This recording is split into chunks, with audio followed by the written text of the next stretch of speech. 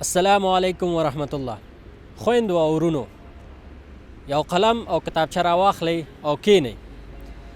تیر 2020 کال چې تیر شو، هغه په اړه یو څو پوښتنې له ځانه وکړئ. 2020 کال مو څنګه تیر کړ؟ آیا د 2020 کال په پیل کې مو پلان درلوده؟ هدفونه مو لرل یا ځان لپاره مو هدفونه ټاکلي وو؟ که چیرته تاسو ټاکلي وو، آیا هغه هدف ته ورسېدلی؟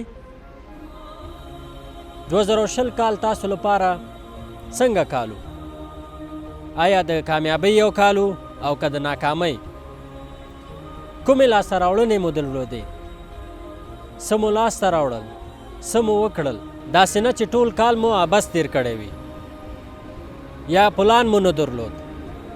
دا د دې لپاره تاسو ته وایم چې دغه ټول پوښتنې نوٹ کړئ او په کتابچه کې ولیکئ، تر څو تاسو ځواب هم ورته پیدا کړئ چې تاسو بیا په 2021 کې چې کوم پلان ځان لپاره تړئ، خپل ټولنې لپاره، خلکو لپاره کوم پلانونه لرئ، هغه دواړه سره مقایسه کړئ. یعنی 12 میاشتې تېرې شوې، تاسو خپله چې ځان سره فکر وکړئ ستاسو 2020 کال څنګه ارزیابي کوئ. یعنی دا ستاسو لپاره ښه کالو او که بد کالو. په تاسف سره باید زه ووایم چې سمه ده چې کرونا وه، ستونزې ډېرې وې محصلینو ته او ځوانانو ته او نورو لپاره همچنان، خو دا ډېرې مهمې پوښتنې دي، ځکه چې موږ باید پوه شو چې دغه کوم مشکلات چې زموږ په 2021 کې وي، کومې ستونزې وي، کوم کمی وي، هغه باید په 2021 کې تکرار نشي. دا پوښتنه باید هم له ځانه وکړو چې څومره کتابونه مو مطالعه کړی، 100 ساعته په ټول کال کې موږ مطالعه کړې ده، څومره لیکنې مو کړي، څومره تحقیقونه مو کړي دي. دغه ټولې پوښتنې باید له ځان څخه وکړو.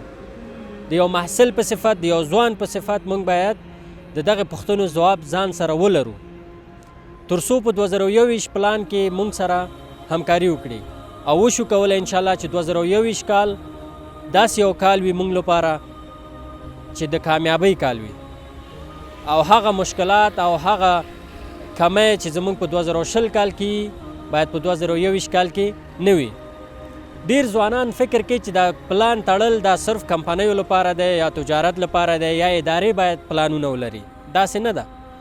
ټول ځوانان په اوسني عصر کې باید ځان لپاره یو 15 کلن 10 کلن پلان ولري او هغه باید یو کلن هم ولري. یعنی غټ هدف 10 کاله یا 20 کاله دی، خو یو کلن دې کال کې باید زه څه وکړم تر څو دغه هدف چې تاسو 20 کالو لپاره تعیین کړی دی هغه لاسته راوړئ. دا خو مرحله په مرحله به تاسو مخکې ځئ. داسې نشي کولی چې تاسو 20 کلن پلان تړئ چې 20 کاله وروسته زه باید په داسې ځای کې اوسم او کال په کال هغه ته کار نه کوئ. یعنی کال په کال تاسو باید ځان ارزیابي کړئ. نو دې د وجې دا وایم دغه پوښتنې چې ما وکړې دا ځان سره په یو کتابچه کې ولیکئ او ځوابونه هم ولیکئ او پس له هغې یو څو دقیقې تنها کښېنئ او فکر پرې وکړئ او دې نتیجه ګیري وکړئ چې دا تاسو لپاره د کامیابۍ کالو او که د ناکامۍ کالو. که چیرته د ناکامۍ کالو نو 2021 داسې مه تېروئ، او که چیرته د کامیابۍ کالو ماشاءالله ډېر ښه. په دې کال کې نور هم هڅه زیاته وکړئ، نور هم پلانونه غټ وتړئ، نور هم هدف مو لوړ کړئ تر څو وشئ کولی خپل ځان، خپل ټولنې او خپل هیواد لپاره یو څه وکړئ.